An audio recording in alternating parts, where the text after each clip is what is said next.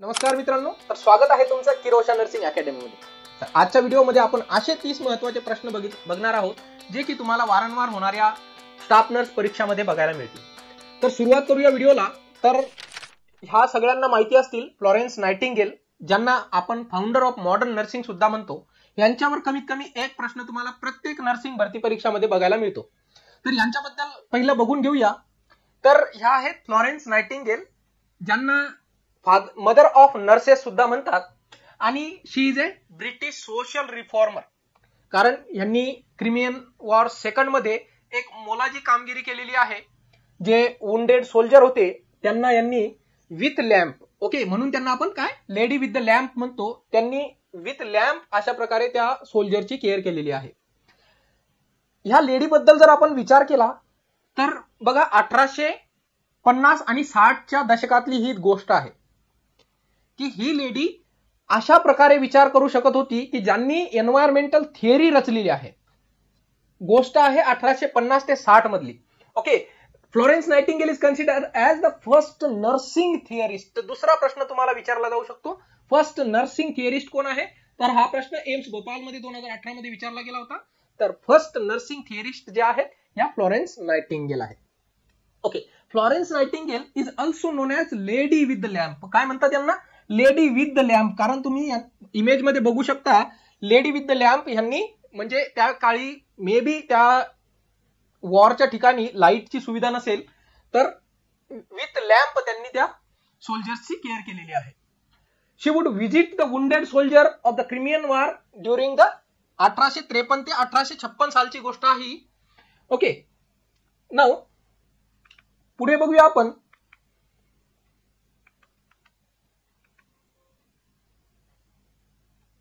Florence नायटिंगेल्स यांचा जन्म कधी झाला? दुसरा प्रश्न. फ्लॉरेन्स नायटिंगेल यांचा जन्म सगळ्यांना माहिती आहे. त्या दिवशी आपण नर्सेस डे सेलिब्रेट करत असतो. तर नर्सेस डे जो आहे आपण 12 मे दरवर्षी 12 मेला सेलिब्रेट करतो, आणि फ्लॉरेन्स नायटिंगेलच्या जन्म दिवशी आपण हा डे सेलिब्रेट करतो. तर फ्लॉरेन्स नायटिंगेलचा जन्म जो आहे 12 मे 1820 मध्ये झालेला आहे. ओके, कुठे? तर इटली शहरामध्ये. ओके, इटली शहरामध्ये. बट त्या ज्या आहेत ह्या वेल्दी फॅमिली मधून होत्या, अतिशय श्रीमंत घराण्यातून होत्या. आता अजून एक प्रश्न विचारला जातो की फ्लॉरेन्स नायटिंगेलची डेथ कधी झाली? तर 13 ऑगस्ट 1910 रोजी. 13 ऑगस्ट 1910 दोन्ही तारखा अतिशय महत्वाच्या आहेत. ओके, तर 13 ऑगस्ट 1910 ला मृत्यू, 12 मे 1820 ला जन्म, दोन्ही तारखा महत्वाच्या. ओके, मृत्यू कुठे झाला? तर लंडन, इंग्लंड मध्ये. ओके, नाउ आता इंटरनॅशनल डे ऑफ नर्सेस कधी सेलिब्रेट करतो? 12 मे ला. ओके, नाउ हा जो इंटरनॅशनल नर्सेस डे आहे हा आपण फ्लॉरेन्स नायटिंगेलच्या जन्मदिवशी साजरा करतो. आणि फ्लॉरेन्स नायटिंगेल हॉस्पिटल यांनी हॉस्पिटलमध्ये हायजीन, सॅनिटेशन आणि स्टॅटिस्टिक्स मध्ये खूप मोठं काम केलं आहे, आणि यांनी एन्व्हायरमेंटल थिअरी सुद्धा रचली आहे. Now environmental theory of nursing 1860 मध्ये, यांचा जन्म झालेला आहे 1820 मध्ये, आणि 1860 मध्ये वयाच्या 40व्या वर्षी पहिली नर्सिंग थिअरी यांनी लिहिलेली आहे. वयाच्या 40व्या वर्षी फ्लॉरेन्स नायटिंगेल कोणची थिअरी आहे? तर एन्व्हायरमेंटल थिअरी ऑफ नर्सिंग. आता याच्यामध्ये एन्व्हायरमेंटल थिअरी मध्ये होतं काय, मी तुम्हाला सोप्या भाषेत सांगतो की एन्व्हायरमेंटल थिअरी अशी यांचं म्हणणं असं होतं की जे पेशंटला आजारातून बरं करण्यासाठी पेशंटचं एन्व्हायरमेंट कसं असायला पाहिजे हे या थिअरीमध्ये सांगितलेलं आहे. तर त्या काळी टीबी हा रोग अतिशय जास्त प्रमाणात वाढत होता, म्हणून यांनी काय केलं की जे टीबीचे पेशंट होते यांना मोकळ्या वातावरणात, जर आपण चांगल्या प्रकारे मोकळ्या वातावरणात आयसोलेटेड जागेमध्ये, जर आयसोलेटेड जागेमध्ये आपण ठेवलं तर ह्यांची रिकव्हरी लवकर होते. ही थिअरी यांनी मांडली होती.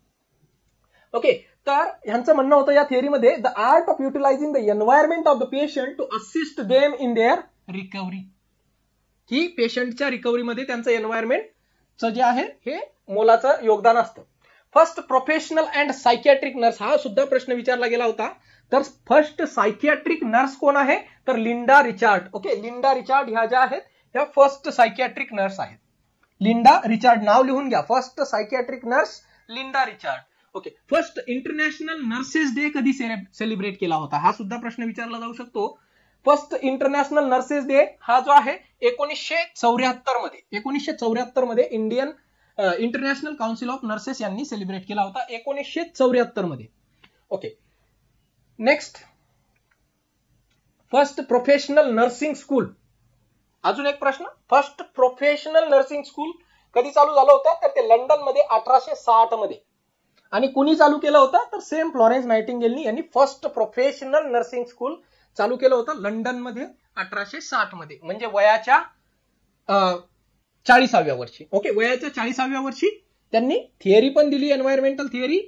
सेकंड, त्यांनी जे आहे हे फर्स्ट प्रोफेशनल नर्सिंग स्कूल सुद्धा ओपन केलं होतं. चला, as Florence nightingale faculty of nursing and midwifery. Okay, त्या शाळेचं नाव काय होतं? Florence nightingale faculty of nursing and midwifery. Modern theory of nursing, scientific theory of nursing and pioneer of modern nursing. अजून एक प्रश्न विचारला जाऊ शकतो, प्रश्नाची भाषा वेगळी असेल. पायोनियर ऑफ मॉडर्न नर्सिंग, तर पायोनियर ऑफ मॉडर्न नर्सिंग कोण आहे? Florence nightingale. पुढे फ्लॉरेन्स नायटिंगेलला आता कुठले कुठले अवॉर्ड भेटले आहेत? तर पहिला आणि सगळ्यात महत्वाचा अवॉर्ड जो की अतिशय कमी व्यक्तींना भेटलेला आहे तो म्हणजे रॉयल रेड क्रॉस अवॉर्ड. लिहून घ्या, रॉयल रेड क्रॉस अवॉर्ड 1883 मध्ये first recipient of the royal red cross award जे आहेत ह्या फ्लॉरेन्स नायटिंगेल आहेत. तुम्हाला माहिती आहे जी हँड हायजीनची जी प्रथा आहे ही सुद्धा ऍक्च्युली जी चालू ज्यांनी केलेली आहे त्या फ्लॉरेन्स नायटिंगेल होत्या. ओके, नेक्स्ट, यांना कुठला अजून अवॉर्ड मिळाला? तर lady of grace of the order at saint John. Okay, 1904 मध्ये. ओके, 1904 मध्ये. तर म्हणजे मरण्याच्या 6 वर्ष अगोदर त्यांना lady of grace of the order of saint John हा अवॉर्ड त्यांना मिळाला होता. Then order of merit and honorary freedom of the city of London हा 1907 मध्ये, म्हणजे मरण्याच्या 3 वर्ष अगोदर. ओके, तर हे त्यांना वेगवेगळे अवॉर्ड मिळालेले आहेत. प्रत्येक लाईन मध्ये तुम्हाला प्रश्न बघायला मिळणार आहे. जसं की रॉयल रेड क्रॉस अवॉर्ड सगळ्यात पहिला कोणाला मिळाला? फ्लॉरेन्स नायटिंगेलला. Lady of grace of the order at saint John award कोणाला मिळाला? फ्लॉरेन्स नायटिंगेलला. ओके, चला पुढचा प्रश्न बघूया. नोट्स ऑन नर्सिंग हा पुस्तक त्यांनी लिहिलेला होता. नोट्स ऑन नर्सिंग या पुस्तकामध्ये यांचं काय म्हणणं होतं की what it is and what it is not. Okay, notes on nursing, what it is and what it is not हे बुक त्यांनी लिहिलेलं होतं, ज्याच्यामध्ये 76 पेजेस आणि 3 पेजेस अपेंडिक्स त्यामध्ये होते. Okay, now Florence nightingale is also non as, तर त्यांना आपण काय म्हणतो? लेडी विथ द लॅम्प और फाउंडर ऑफ मॉडर्न नर्सिंग किंवा मदर ऑफ नर्सिंग. ठीक आहे, प्रत्येक हे फक्त तुम्हाला भाषा बदलून प्रश्न विचारला जाऊ शकतो. Founder of modern nursing Florence Nightingale, mother of nursing Florence Nightingale. Okay, त्यानंतर lady with the lamp Florence Nightingale. Okay, environmental theory Florence Nightingale, red cross award Florence Nightingale. हे सगळे प्रश्न असे तुम्हाला विचारले जाऊ शकतात. Florence Nightingale in India every year national Florence Nightingale award दिला जातो. कोण देतो? नॅशनल फ्लॉरेन्स नायटिंगेल अवॉर्ड हा आपल्या भारताच्या राष्ट्रपतींकडून दिला जातो, ज्याच्यामध्ये 50,000 रुपये कॅश आणि सर्टिफिकेट तुम्हाला दिलं जातं. ओके, सर्टिफिकेट आणि मेडल दिलं जातं. ओके, तर हा सुद्धा विचारला जाऊ शकतो की नॅशनल फ्लॉरेन्स नायटिंगेल अवॉर्ड जो आहे ह्याच्यामध्ये काय काय मिळतं. तर भारतातील वेगवेगळ्या हॉस्पिटलमधून दरवर्षी नावं मागितली जातात आणि ह्या नावं ज्या आहेत ह्या नावं दिल्यानंतर राष्ट्रपतींच्या हातून आपल्याला हा अवॉर्ड मिळत असतो. त्यानंतर इंटरनॅशनल नर्सेस डे ची थीम काय आहे? तर 2024 ची जी थीम होती ती होती our nurses our future the economic power of care. Economic power of care. Okay, आणि 2025 ची थीम आता आपल्याला लक्षात ठेवायची आहे. 2025 ची थीम काय आहे? Our nurses our future, caring for nurses to strengthen the economics. Okay, म्हणजे तुम्ही बघू शकता की हेल्थ केअर सेक्टरला आता किती डिमांड आलेली आहे. प्रत्येक ठिकाणी प्रत्येक माणसाची हेल्थी जर असेल तर ती कंट्री ग्रो करण्यासाठी WHOचं म्हणणं आहे की ज्या कंट्रीमध्ये जास्त हेल्थी पीपल असतील ती कंट्री जी आहे ती लवकर आणि फास्ट ग्रो होते. ओके, त्यामुळे health is very important. Now first school of nursing was established by, तर पहिलं नर्सिंग स्कूल कोणी ओपन केलेलं आहे? तर ते फ्लॉरेन्स नायटिंगेलने 1860 मध्ये लंडन मध्ये यांनी ओपन केलं होतं सेंट थॉमस हॉस्पिटलमध्ये. Okay. Which period of age is considered as pre. आता हे सगळे प्रश्न जे आहेत हे फ्लॉरेन्स नायटिंगेल बद्दल होते. तर एवढे प्रश्न तुम्हाला लक्षातच ठेवायचे आहेत. ठीक आहे. जर आतापर्यंत नोट्स केल्या नसतील तर नोट्स लिहून घ्या. चला आता आपण अजून काही नर्सिंग थिअरीवर जे प्रश्न विचारले जातात जे आपण सोडतो. ओके. नेहमी हे असे प्रश्न जे आहेत आपल्या लक्षात राहत नाहीत आणि आपण हे सोडून देतो. असं नाही करायचं, कारण एक जो प्रश्न आहे ज्यामधून तुम्हाला, आणि बेसिकली तुम्ही पेपरचं विश्लेषण करा, एखादा प्रश्न तुम्हाला नर्सिंग थिअरीवर विचारलाच जातो आणि ज्या मोस्ट कॉमन थिअरी आहेत त्या आपण डिटेल बघणार आहे. ओके. तर which period of age is considered as pre operational stage in Piaget theory. ही थिअरी जी आहे याच्यावर भरपूर परीक्षेमध्ये प्रश्न विचारले गेलेले आहेत. ओके. जे की ह्या प्रश्नामध्ये विचारलेला आहे की प्री ऑपरेशनल स्टेज कुठल्या वर्षापर्यंत असते. आता ही पॅगेट थिअरी काय आहे, तर पॅगेटचं असं म्हणणं होतं की एक मुलगा जो आहे, लहान मुलगा, हा कशा गोष्टीला शिकतो हे या थिअरीमध्ये सांगितलेलं आहे. तर प्री ऑपरेशनल स्टेज जी आहे ही 2 ते 7 वर्षापर्यंत असते आणि आरआरबी मध्ये हा प्रश्न विचारला गेला होता. चला तर ही पॅगेट थिअरी काय आहे, तर ही कॉग्निटिव्ह डेव्हलपमेंट जीन पॅगेटनी दिली होती. लिहून घ्या, हेडिंग टाका पॅगेट थिअरी. कोणी दिली? जीन पॅगेटनी. आणि ही थिअरी कशासाठी आहे? कॉग्निटिव्ह. कॉग्निशन म्हणजे काय? समजून घेण्याची शक्ती, त्याला आपण कॉग्निशन म्हणतो. तर ही कॉग्निशनची थिअरी जीन पॅगेटनी दिलेली आहे. आता याच्यामध्ये जीन पॅगेट एक स्विस सायकोलॉजिस्ट होता. He has studied how children think, reason and understand the world. एक साधं उदाहरण देऊ. आपण जर एखाद्या लहान मुलाला सांगितलं कुत्र्याकडे बघून की हा कुत्रा आहे. ओके. तर आता हा कुत्रा आहे हा त्यांनी कसं शिकला, तर कुत्र्याला 4 पाय आहेत, कुत्र्याला शेपटी आहे. ओके. आता असं जर आपण परत त्या मुलाला सांगितलं, एक गाईचं वासरू आलं होतं, तर त्या गाईच्या वासराला आपण जर सांगितलं की हे कोण आहे, तर तो मुलगा काय म्हणेल? तो म्हणेल की हा कुत्रा आहे. का?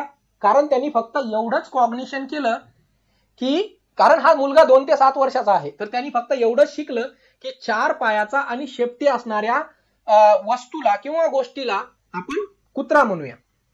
ओके. कारण याचं वय किती आहे? 2 ते 7 वर्ष आहे. ओके. तर हे कॉग्निशन झालं त्याचं. मग तो थोडासा मोठा होत गेल्यानंतर त्या कॉग्निशनचं तो अजून डेव्हलपमेंट झाल्यानंतर त्याला समजतं की 4 पायाचा आणि एका शेपटी असणारे ऑब्जेक्ट जे आहेत हे वेगवेगळे सुद्धा असू शकतात. अशा प्रकारे ही cognition, thinking, reason and understand ही थिअरी यांनी दिलेली आहे. This theory explain how thinking, okay, जी विचार करण्याची क्षमता जी आहे, develops in children step by step. तर याच्यामध्ये जीन पॅगेट काय म्हणतात की every time we teach a child something we keep him from inventing it himself. म्हणजे प्रत्येक वेळेस आपण त्या मुलाला जे काही शिकवत जातो, ओके, तर ते आपण त्याच्यामध्ये एक नवीन इन्व्हेन्शन त्याच्यामध्ये बिल्ड करत असतो. तर on the other hand that which we allow him to discover from himself will remain with him visible for the rest of his life. अतिशय महत्वाचं वाक्य यांनी सांगितलंय की जी गोष्ट आपण त्याला शिकवू ती त्याच्या लाईफ टाइम साठी त्याच्यामध्ये इन्व्हेड होत असते. ओके. त्यामुळं प्रत्येक गोष्टीमध्ये आपण मुलांचे जेवढे काही प्रश्न येत असतात, जे युजली टॉडलर एज मध्ये येतात 3 ते 6 वर्षामध्ये, तर अशा सगळ्या प्रश्नाचं रॅशनली उत्तर द्यायला शिका एक गुड पॅरेंट म्हणून. ओके. जो की त्याच्या लाईफ टाइम साठी तो इन्व्हेशन असतो. ओके. तर तुम्हाला आता मी ही पॅगेटच्या थिअरीच्या 4 स्टेजेस सांगणार आहे. प्रश्न महत्वाचे आहेत. 4ही स्टेजेस मध्ये कुठल्या स्टेजमध्ये काय होतं हे सगळं तुम्हाला या ठिकाणी मी दाखवणार आहे. त्या अगोदर आता ही जी आपण नर्सिंग शिकतोय, ओके, त्यामुळे आपण पेशंटची केअर करतो आणि आपल्याला आपल्या वातावरणामध्ये सुद्धा काही गोष्टी बघायला मिळतात. त्यासाठी मी माझ्या स्वतःच्या मुलीचा व्हिडिओ टाकलाय की माझी मुलगी कशी शिकते. ओके. बघून घ्या. जे जे बाप्पा कर, जे जे बाप्पा, जे जे बाप्पा, परत कर, जे जे बाप्पा, जे जे बाप्पा, बाय बाय कर, bye bye, bye bye bye bye. राग कसा येतोय मुला? राग विठ्ठल. ओके. बघितलं तुम्ही, ही माझी मुलगी आहे 1 वर्षाची. आता हिला विठ्ठल म्हणजे काय किंवा जे जे बाप्पा म्हणजे काय, म्हणजे देवाचं दर्शन कसं घेतात, हिला फक्त वर्ड म्हणल्यानंतर ऍक्शन काय करायची एवढंच हिला माहिती आहे. त्याचा अर्थ अजून तिला समजत नाहीये. ओके. परंतु ह्या ज्या गोष्टी आहेत ह्या आपण जे थिअरी शिकतोय त्याच्याशी प्रॅक्टिकली आपण रिलेट करायचा प्रयत्न करा. ओके, तुम्ही पण तुमच्या वातावरणामध्ये अशा वेगवेगळ्या गोष्टी बघू शकता. ओके, तर आपण बघत आहोत 4 स्टेजेस ऑफ पॅगेट थिअरी. ओके, तर ज्या कॉग्निटिव्ह डेव्हलपमेंटच्या 4 स्टेजेस आहेत त्या कुठल्या कुठल्या आहेत. तर पहिली स्टेज आहे सेन्सोरी मोटर स्टेज. पहिली स्टेज आहे सेन्सोरी मोटर स्टेज. या सेन्सोरी मोटर, ओके, सेन्सेशन आणि मोटर डेव्हलपमेंट, जी माझी मुलगी जी आहे ही सध्या सेन्सोरी मोटर स्टेज मध्ये आहे, की ती टाळ्या वाजवायला शिकत आहे, म्हणजे कोऑर्डिनेशनचे शिकत आहे. ओके, तर ही सेन्सरी मोटर स्टेज मध्ये आहे, जी की 0 to 2 years ओल्ड मध्ये आपल्याला बघायला मिळते, ज्याच्यामध्ये motor activity without use of symbol. तिला माहिती नाही आहे की नमस्कार म्हणजे काय. Okay, but she just learning the actions. Okay, की नमस्कार जर करायला सांगितला तर फक्त नमस्कार करते, तिला त्याचा मिनिंग सुद्धा माहिती नाहीये. ओके, दुसरी स्टेज आहे pre operational stage. Pre operational 2 ते 7 वर्षामध्ये, जो की प्रश्न आपल्याला विचारला गेला होता. प्री ऑपरेशनल स्टेज 2 ते 7 वर्षामध्ये. आता प्री ऑपरेशनल म्हणजे काय, जे मी तुम्हाला कुत्रा आणि गाईचं उदाहरण सांगितलं होतं, ज्याच्यामध्ये डेव्हलपमेंट ऑफ लँग्वेज, मेमरी आणि इमॅजिनेशन. इमॅजिनेशन महत्वाचं, कारण की इमॅजिनेशन काय, की 4 पायाचा आणि एका शेपटीचा कुत्राही असू शकतो, गायही असू शकतो, घोडाही असू शकतो. ओके, तर हे इमॅजिनेशन किंवा रॅशनल जे आहे हे 2 ते 7 वर्षामध्ये डेव्हलप होत असतं. तर ती झाली प्री ऑपरेशनल स्टेज. तिसरं आहे कॉन्क्रीट ऑपरेशनल स्टेज. आता कॉन्क्रीट ऑपरेशनल 7 ते 11 वर्ष, म्हणजे आता मुलगा किंवा मुलगी जी आहे ही शाळेत जायला लागलेली आहे. मग शाळेमध्ये काय शिकवतात, तर गणित शिकवतात. तर गणितामध्ये काय आहे, रॅशनल्स आहेत.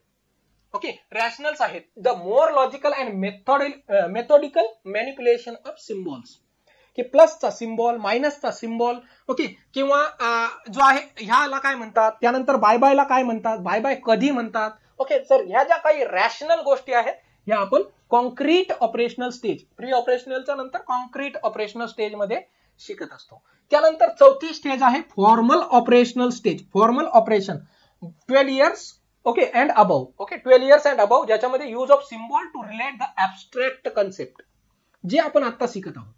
काय शिकत आहोत, ही थिअरी शिकत आहोत. का शिकत आहोत, एक्झामसाठी महत्वाचे आहे. सगळं काही ऍब्स्ट्रॅक्ट थिंकिंग आपण करत आहोत, की या थिअरीमध्ये काय काय गोष्टी सांगितलेल्या आहेत. ओके, तर 4 स्टेजेस मी तुम्हाला सांगितल्यात पॅगेट थिअरी ऑफ कॉग्निटिव्ह डेव्हलपमेंटच्या.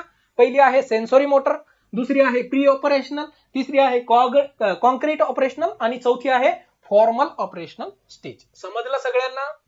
ओके, चला पुढचा प्रश्न घेऊया. ओके, आता की कन्सेप्ट काय आहेत ह्या थिअरीमध्ये, की कन्सेप्ट काय आहेत, तर सगळ्यात पहिला आहे स्कीमा. स्कीमा म्हणजे काय, की मेंटल पॅटर्न. मुलगा काय शिकत आहे, मेंटल. स्कीमाज म्हणजे mental pattern to understand the world. जसं कुत्रा आणि गाईचं उदाहरण. Okay, example, a child knows a dog has 4 legs and 1 tail.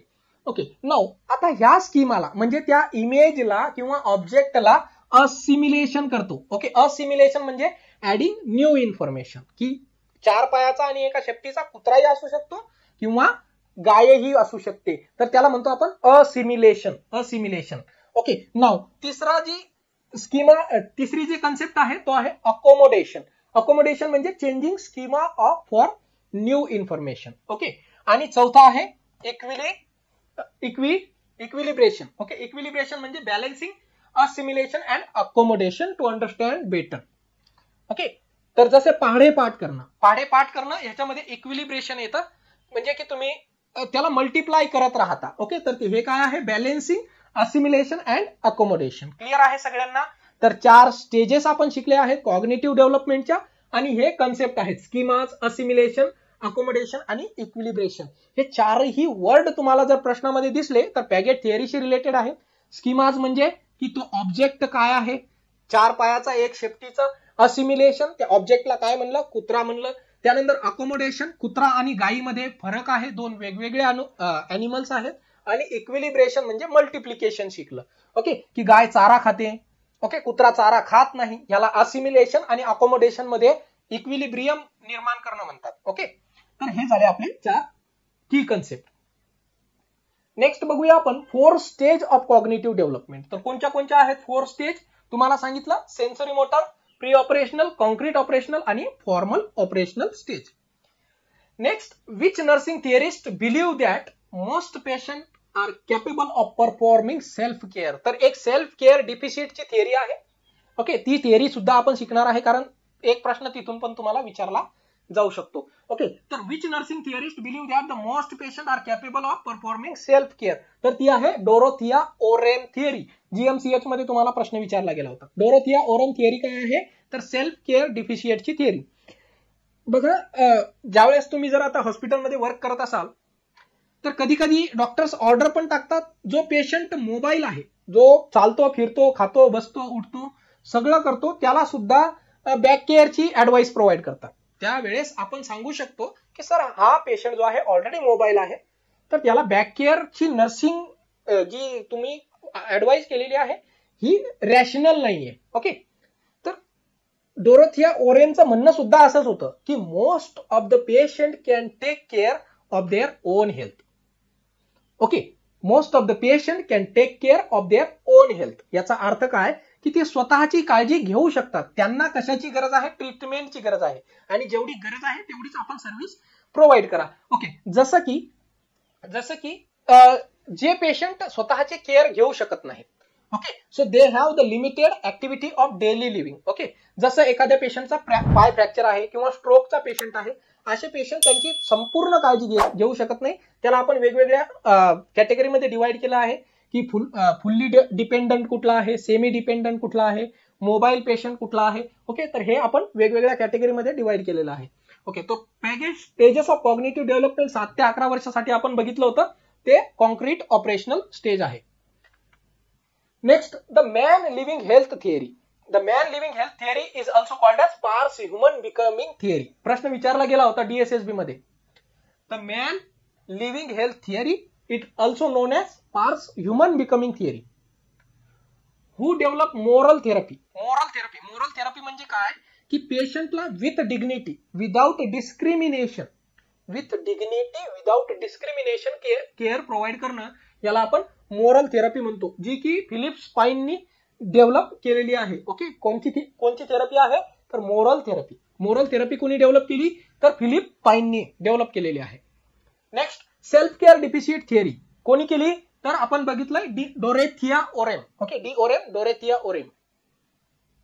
In which year Indian Nursing Council has published the Code of Ethics for Nurses in India. तर code of ethics काय आहे, तर code of ethics मध्ये 3 वेगवेगळ्या प्रकारचे तुम्हाला ethical code दिलेले आहेत, जसं नर्स आणि पेशंट, नर्स आणि प्रोफेशन, ओके, नर्स आणि कोवर्कर. ओके, तर हे सगळे जे आहेत कोड ऑफ इथिक्स, जे की आपल्याला इंडियन नर्सिंग काउन्सिलनी 2006 मध्ये दिलेले होते. प्रश्न आलेला आहे NIA जयपूर मध्ये. The international council of nurses was established by. हा प्रश्न महत्वाचा आहे. कुणी इस्टॅब्लिश केलं इंटरनॅशनल काउन्सिल ऑफ नर्सेस, तर Bedford Fenwick. Okay, Bedford Fenwick Switzerland मध्ये यांनी हे international council of nurses open केलं होतं. नेक्स्ट, इंटरनॅशनल काउन्सिल ऑफ नर्सेसचं हेडक्वार्टर कुठं आहे. खूप वेळा रिपीट झालेला प्रश्न आहे, ते म्हणजे जिनेवामध्ये, स्वित्झर्लंडमध्ये. Who has develop the theory of emotional development. Okay, ही थिअरी पण, या थिअरीवर खूप सारे प्रश्न विचारले जातात. इमोशनल डेव्हलपमेंट थिअरी कोणी दिलेली आहे, तर याला आपण सायकोसोशल थिअरी सुद्धा म्हणतो. जर इथं इमोशनल डेव्हलपमेंटच्या ऐवजी सायकोसोशल थिअरी जर दिली, तरी त्याचा आन्सर आपल्याला इरिकसननी ही आपल्याला सायकोसोशल किंवा इमोशनल डेव्हलपमेंटची थिअरी दिलेली आहे. नेक्स्ट प्रश्न, in working with the patient when is the best time to prepare the patient for the termination phase.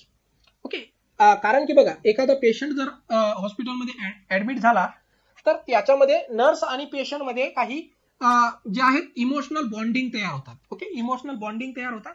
याच्यासाठी 4 स्टेजेस आहेत, त्या स्टेजेस पण आपण बघणार आहे. तर ह्या प्रश्नामध्ये तुम्हाला विचारलं आहे की in working with the patient when is the best time to prepare patient for the termination. तर ज्यावेळेस वर्किंग फेज जो असतो, ज्यावेळेस आपण ऍक्च्युअल पेशंट केअर प्रोव्हाइड करतो, त्यावेळेसच टर्मिनेशन फेज चालू करायला पाहिजे. ओके, नाउ आता आपण डोरोथिया ओरेनची जी सेल्फ केअर डिफिशिएटची थिअरी आहे ही बघणार आहे. तर डोरोथिया ओरेन हा त्यांचा फोटो आहे. इमेज बेस्ड प्रश्न विचारला जाऊ शकतो. तर यांनी काय म्हणलेलं आहे की मोस्ट ऑफ द पेशंट त्यांची स्वतःची काळजी घेऊ शकतात, परंतु जे पेशंट स्वतःची काळजी घेऊ शकत नाहीत त्यांना आपण सेल्फ केअर डेफिसिट पेशंट म्हणू शकतो. ओके, किंवा ज्यांची ऍक्टिव्हिटी ऑफ डेली लिव्हिंग कमी आहे. ओके, तर त्यांना काय गरज आहे, तर they demand the self care. Okay, they demand the self care. Okay, तर ह्याच्यासाठी कोण मदत करेल, तर नर्सेस मदत करतील. तर याच्यामध्ये Dorothea Orem was an American nurse theorist. Okay, American nurse theorist होती आणि she was develop the self care deficit nursing theory. Okay, SCDNT. Okay, self care deficit nursing theory. It explain when and why nursing is needed. मी तुम्हाला सांगितलंय, जो patient चालता फिरता आहे त्याला बॅक केअर देण्याची गरज नाहीये. Okay, Wien and why nursing is needed. Okay, the main idea of theory is was the people can take care of themselves, but when they cannot, nurses help them. When they cannot, nurses help them. आता latest जे WHO चं म्हणणं सुद्धा आहे की you take the family person for patient betterment. Okay, की आपल्याला जे पेशंटचे फॅमिली मेंबर्स आहेत यांना केअर मध्ये इन्व्हॉल्व करायचं आहे. जसं की एखादा पेशंट नवीन डायग्नोसिस झाला आहे डायबिटीज मलायटस साठी आणि त्याला इन्सुलिन देण्याची गरज आहे. तर अशा पेशंटला आपण काय करायला पाहिजे, तर पेशंटला आणि त्याच्या फॅमिली मेंबरला इन्सुलिन देण्याचं शिकवायला पाहिजे. ओके, म्हणजे आपण जोपर्यंत पेशंट ऍडमिट आहे तोपर्यंत देऊ शकतो, परंतु पेशंट घरी गेल्यानंतर काय. ओके, तर दॅट इज वाय WHO सुद्धा म्हणणं आहे की involve the patient and patient family member in care of patient. Okay, next this theory, जी डोरोथिया ओरेमची जी सेल्फ केअर डिफिसिट थिअरी आहे, ह्याच्यामध्ये 3 मेन पार्ट आहेत. पहिला आहे की सेल्फ केअर थिअरी. तर ह्याच्यामध्ये सेल्फ केअर म्हणजे काय, तर सेल्फ केअर म्हणजे what people do to take care of their own health, याला आपण काय म्हणतो, सेल्फ केअर. आणि ऍक्टिव्हिटी ऑफ डेली लिव्हिंग हे सुद्धा सेम आहे, जसं eating, bathing, okay, taking medicine, तर ह्याला सेल्फ केअर म्हणतो. And people need to maintain their own health. Okay, when they are not able to perform their self care, then we called it as a self care deficit. जर patient ह्या सगळ्या activity करू शकत नसेल तर त्याला आपण सेल्फ केअर डेफिसिट म्हणतो.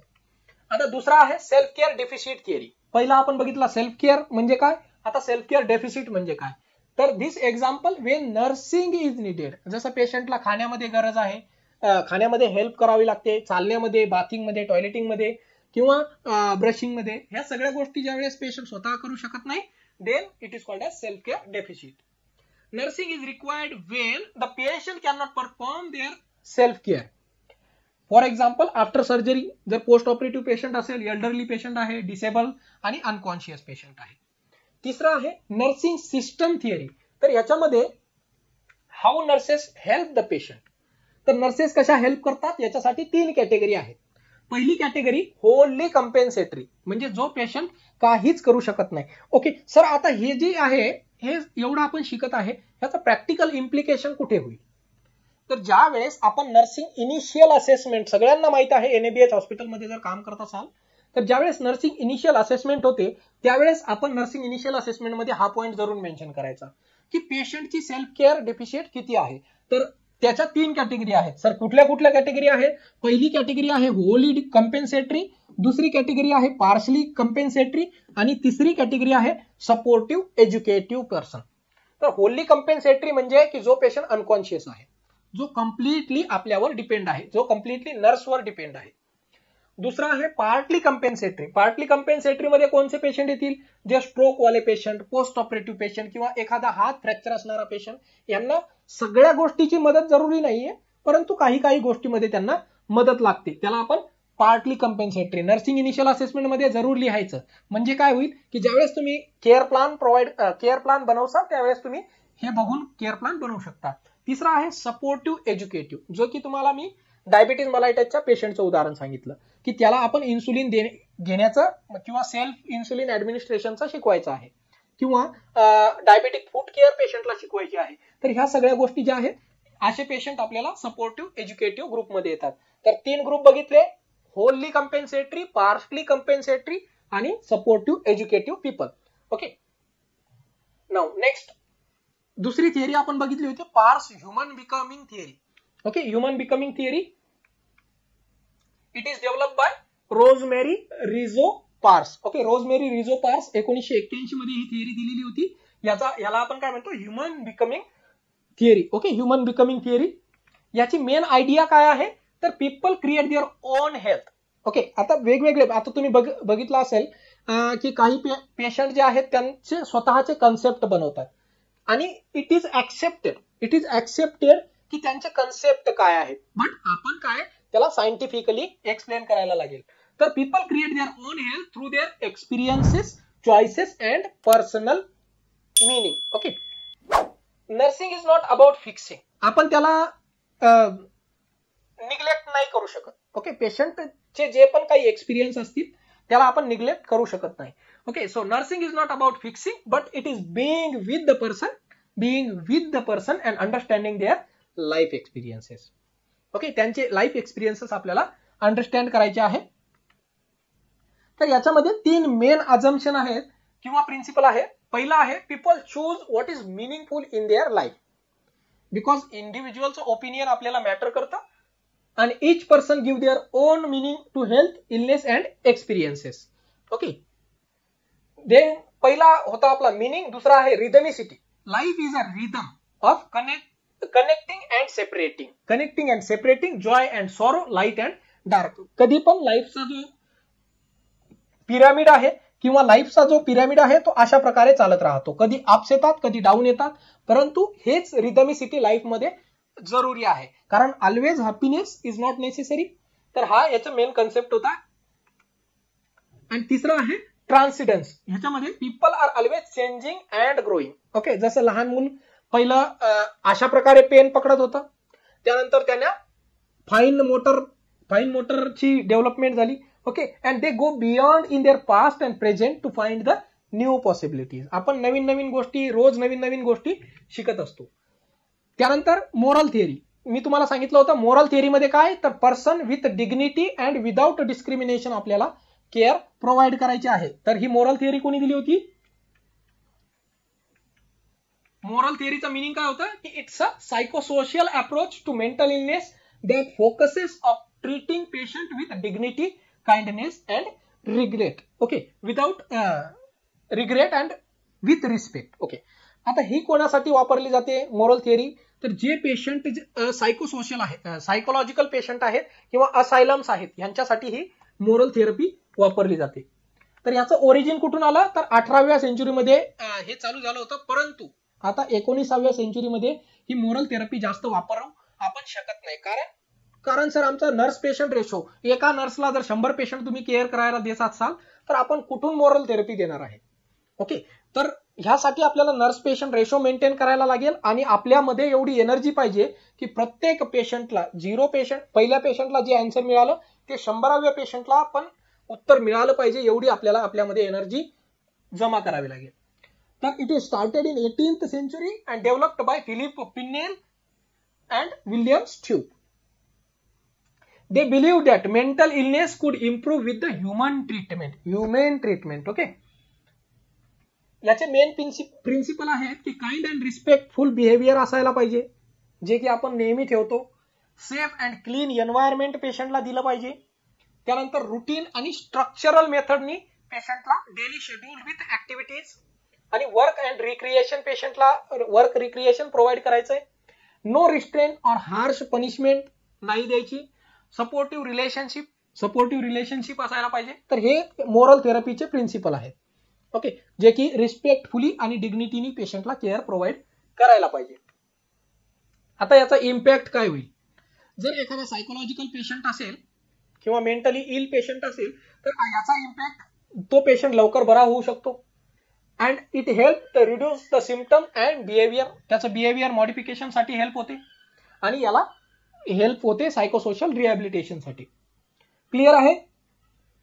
ओके, नाव आपण अजून बघितला होता एक प्रश्न, code of ethics for nurses.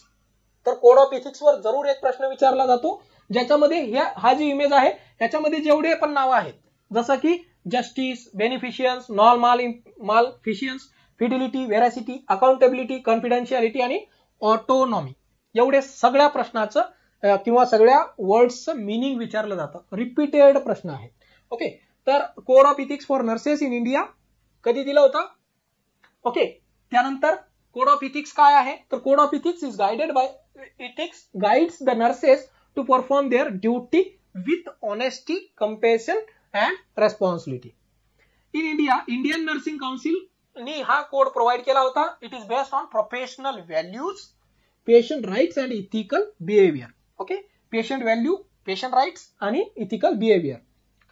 तर याच्यामध्ये 4 की एलिमेंट आहे. पहिला आहे नर्स आणि पेशंट. नर्स आणि पेशंट ज्याच्यामध्ये आपण पेशंटला रिस्पेक्ट, काइंडनेस नी, रिस्पेक्टफुली आणि काइंडनेसनी केअर प्रोव्हाइड केली पाहिजे. Give care without discrimination, caste, religion, colour यांनी डिस्क्रिमिनेशन न करता आपण केअर प्रोव्हाइड करायची आहे. मेंटेन द पेशंट प्रायव्हसी आणि कॉन्फिडेन्शियालिटी.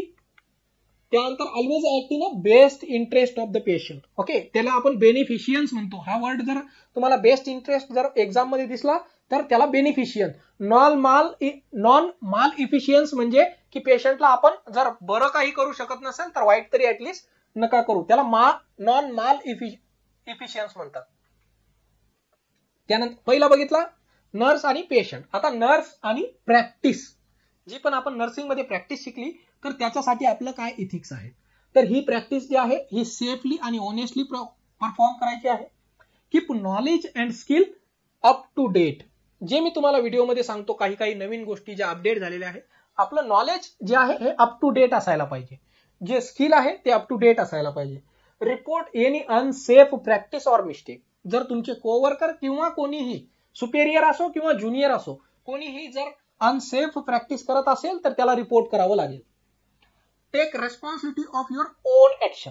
जे पण तुम्ही करणार असाल त्याला आपण अकाउंटेबिलिटी म्हणतो. Okay, taking responsibility of own action त्याला आपण अकाउंटेबिलिटी म्हणतो. ओके, नेक्स्ट आपण तिसरा बघणार आहे नर्स अँड प्रोफेशन. आपलं प्रोफेशन सोबत काय इथिकल कन्सिडरेशन आहे. तर आपण लॉयल आणि प्राऊड असायला पाहिजे की आपण एक नर्स आहे. Maintain professional behaviour. Okay, professional behaviour maintain करायचं आहे. Professional organization, participate in professional organization आणि कंटिन्यू एज्युकेशन. नर्स आणि कोवर्कर. तर कोवर्करला विथ टीम स्पिरिट, आपल्या टीम स्पिरिट बिल्ड करायचंय. त्यानंतर help coworkers when needed and report unethical behaviour. Okay, unethical behaviour जे पण असेल त्याला रिपोर्ट करायचं आहे. क्लिअर. तर code of ethics for nurses clear झालं. याच्यातून सगळे जे काही वन लाईनर मी तुम्हाला सांगतोय सगळे प्रश्न आहेत. ओके, चला पुढचं बघूया. इरिक इरिक्सनची थिअरी. ओके, सायकोसोशल डेव्हलपमेंटची इरिक इरिक्सनची थिअरी, ज्याच्यामध्ये 8 स्टेजेस आहेत. ओके, तर ही थिअरी काय आहे. तर ही थिअरी आहे it is given by Swiss Eric Erikson, psychologist, develop on emotional आणि सोशल डेव्हलपमेंट. त्याच्यामुळे आपण काय म्हणतो याला सायकोसोशियल थिअरी सुद्धा म्हणतो. तर his theory is called as psychosocial stages of development. He believe that people go through 8 stage of development, okay, from birth to old age. At each stage there is a conflict or crisis. जर प्रत्येक stage मध्ये त्याची growth किंवा development जर proper नाही झाली तर त्याच्या थ्रू कॉन्फ्लिक्ट किंवा क्रायसिस डेव्हलप होऊ शकतो. And it can be resolved for, जर आपण त्याला व्यवस्थित केअर दिली तर हेल्दी पर्सनॅलिटी आणि इमोशनल ग्रोथ पेशंटची होत असते. तर याच्या 8 स्टेज कुठल्या कुठल्या आहेत. प्रत्येक स्टेज मध्ये प्रश्न विचारला गेलेला आहे. ओके, तर पहिली स्टेज आहे ट्रस्ट वर्सेस मिसट्रस्ट. पहिलाच प्रश्न येऊ शकतो, ट्रस्ट वर्सेस मिसट्रस्ट.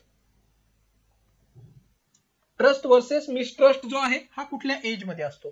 तर 0 to 1 year. माझी मुलगी 0 to 1 year मध्ये आहे, तर तिच्यामध्ये सध्या काय आहे ट्रस्ट वर्सेस मिसट्रस्ट. जर मी तिला तिची चांगली केअर केली किंवा ती रडत असेल तर जर मी तिला घेतलं तर तिची ट्रस्ट डेव्हलप होते की माझं केअरिंग करणारं कोणीतरी आहे. परंतु जर मी तिला निग्लेक्ट केलं तर अशा ठिकाणी काय होऊ शकतं, मिसट्रस्ट डेव्हलप होऊ शकतो. त्याला क्रायसिस आपण म्हणला होता, वर्ड आला होता, बरोबर. ओके, आता कॉन्फ्लिक्ट काय होऊ शकतो की can I trust people around me. जसं माझ्या बाळाच्या शेजारी कोण असू शकतं, माता पिता, आई वडील, आजी आजोबा, एवढे सगळे असू शकतात. तर तिच्यामध्ये जर अशी संशय निर्माण झाला की can I trust people around me. दुसरा पॉझिटिव्ह आउटकम काय असतील की जर तिला चांगली केअर मिळाली तर तिच्यामध्ये ट्रस्ट आणि सिक्युरिटी निर्माण होईल. ओके, आणि नेगेटिव्ह मध्ये फिअर किंवा मिसट्रस्ट निर्माण होईल. ओके, तर हे सगळे जे वर्ड तुम्हाला सांगतोय सगळे प्रश्न आहेत. ओके, चला दुसरा आहे ऑटोनॉमी वर्सेस शेम अँड डाऊट. ओके, पहिला बघितला आपण ट्रस्ट आणि मिसट्रस्ट. दुसरा आहे ऑटोनॉमी वर्सेस शेम अँड डाऊट. जो की 1 ते 3 वर्षामध्ये तुम्हाला बघायला मिळेल. 1 ते 3 वर्षांच्या मुलामध्ये can I do things by my self. आता याच्यासाठी आपल्याला काय करावं लागेल, 1 ते 3 वर्षांच्या मुलांना सगळं काही अलाउड करायचं. त्याला पायऱ्या चढायला अलाउड करायचं, त्याला काही उचलायला, काही ऑब्जेक्ट रचायला त्याला मदत करायची, सगळं काही करू द्यायचंय, सो दॅट त्यांच्या ज्या मोटर स्किल आहेत त्या डेव्हलप झाल्या पाहिजे. जर असं झालं नाही तर त्याच्यामध्ये इंडिपेंडन्स आणि कॉन्फिडन्स, शेम आणि डाऊट येऊ शकतो. जर आपण त्याला समजा एखाद्या मुलाने भीतीवर चित्र काढले, 1 ते 3 वर्षाचा आहे, पेन दिला त्याच्या हातात, त्याने भीतीला रंगवून टाकलं, सिंपल उदाहरण जे आपल्या रुटीन मध्ये येतं. तर आपण जर त्याला मारलं तर त्याच्यामध्ये शेम आणि डाऊट येईल. का? त्याला वाटेल की मी काहीतरी मोठी चूक केलेली आहे. ओके, तर असं न करता जर आपण त्याला थोडं समजवलं किंवा भीतीवरती एखादा व्हाईट बोर्ड लावून दिला आणि त्याला पेन दिला, तर त्या व्हाईट बोर्डवर तू कितीही लिही, भीत तर नाही खराब होणार.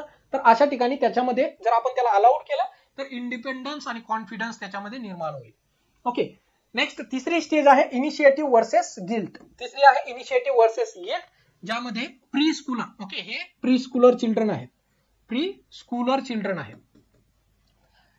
तर इनिशिएटिव्ह वर्सेस गिल्ट, आता 3 ते 6 वर्षाची मुलं काहीतरी इनिशिएटिव्ह करण्याचं काम करत असतात. Can I take initiative to lead? Okay, जसं की एखाद्या 3 ते 6 वर्षाच्या मुलाला आपण साधे कामं सांगू शकतो. तसं एक ग्लास पाणी घेऊन ये, किंवा फोन घेऊन ये, किंवा पेन घेऊन ये, पाटी घेऊन ये, ह्या सगळ्या छोट्या गोष्टी आपण ह्या 3 ते 6 वर्षाच्या मुलाला सांगू शकतो आणि we should allow them to do that. Okay, जर असं नाही झालं तर त्याच्यामध्ये गिल्ट आणि इनसिक्युरिटी निर्माण होऊ शकते. जर आपण असं पॉझिटिव्ह आउटकम जर बघितला तर initiative versus leadership, okay, leadership त्याच्यामध्ये डेव्हलप होऊ शकते. त्यानंतर 4th स्टेज आहे इंडस्ट्री वर्सेस इन्फेरियरिटी. ओके, जे की आता हे स्कूल गोईंग चिल्ड्रन आहेत. ओके, स्कूल गोईंग चिल्ड्रन आहेत हे industry versus inferiority. I am good at task or school work. आता शाळेमध्ये जर जायला लागला तर याच्यामध्ये टीम स्पिरिट डेव्हलप व्हायला पाहिजे. ओके, जर पॉझिटिव्ह आउटकम बघितले तर कॉन्फिडन्स अँड प्रोडक्टिव्हिटी, म्हणजे तो एक्झाम मध्ये चांगले मार्क मिळवेल. ओके, तर त्याला आपण काय करायचंय, प्रोत्साहन द्यायचं आहे. जर आपण अशा ठिकाणी जर एखाद्या मुलाला निगेटिव्ह आउटकम जर बघितलं तर त्याची फिलिंग इन्फेरियर, त्याच्यामध्ये इन्फेरियरिटी येऊ शकते. 5th आहे आयडेंटिटी वर्सेस रोल कन्फ्युजन, जो की 12 ते 18 वर्षामध्ये असतो. ओके, अर्ली अडोलसंट याला म्हणू शकतो, अडोलसंट म्हणू शकतो आपण, अडोलसंट 12 ते 18 वर्ष. ओके, हु आय एम, याच्यामध्ये जेंडर डिस्क्रिमिनेशन त्यांना समजायला लागतं. ओके, त्यानंतर हे कॉपी कॅट असतात. हे 12 ते 18 वर्षाची मुलं कॉपी कॅट असतात. जसं एखाद्या ऍक्टरची, त्या ऍक्टरलाच एक चांगला माणूस मानतात. ओके, किंवा एखाद्या टीचरला रोल मॉडेल मानतात. ओके, तर हे कॉपी कॅट असतात 12 ते 18 वर्षावाले. ओके, जर यांच्यामध्ये आपण ह्यांचे जे डाऊट्स आहेत जर हे प्रॉपरली क्लिअर नाही झाले तर त्याच्यामध्ये कन्फ्युजन अबाउट सेल्फ तयार होऊ शकतं. त्यानंतर 6th आहे इंटिमसी वर्सेस आयसोलेशन, 18 ते 40 वर्षामधले, ज्या एज मध्ये सध्या आपण आहोत. Can I form close relationship, या वयामध्ये लग्न होतं. ओके, त्यामुळं can I form close relationship. Okay, जर याच्यामध्ये पॉझिटिव्ह आउटकम बघितले, जर चांगला जोडीदार मिळाला तर लव्ह, स्ट्रॉंग बॉन्ड तयार होऊ शकतात. जर खराब मिळाला तर लोनलीनेस आणि आयसोलेशन आणि रिग्रेट राहू शकतो. त्यामुळं चांगला जोडीदार शोधा. ओके, आणि चांगल्या जोडीदारासोबत लग्न करा. त्यानंतर 7th आहे जनरेटिव्हिटी वर्सेस स्टॅग्नेशन. आता लग्न झालं, मुलं बाळ होतील. आता मुलं बाळ हे जे आहे हे 40 ते 65 वर्षापर्यंत आहे, म्हणजे तुम्ही थोडं ओल्डर एज कडे जात आहात. तर त्यांना कॉन्ट्रीब्यूट टू द सोसायटी. आता असे थोडेसे जे अर्ली ओल्ड एज वाले पीपल असतात यांना थोडं सोसायटीमध्ये कॉन्ट्रीब्यूट, जसं एखादा सोशल वर्क केलं किंवा कोणाला फूड डिस्ट्रीब्यूट केलं, ओके, क्लॉथ डिस्ट्रीब्यूट केले, शाळेच्या मुलांसाठी काही केलं, तर हे सोसायटी याच्यामध्ये जनरेटिव्हिटी येऊ शकते.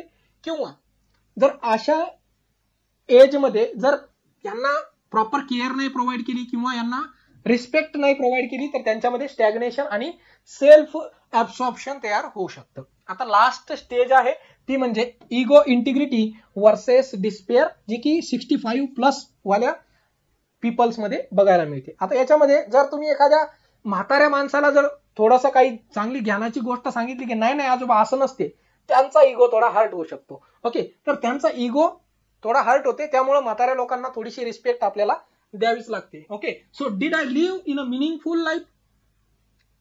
ओके, जर यांना प्रत्येक स्टेजमध्ये जर पॉझिटिव्ह आउटकम मिळाले तर हे ह्या एज मध्ये मनुष्य जो आहे हा सुखी जीवन जगू शकतो.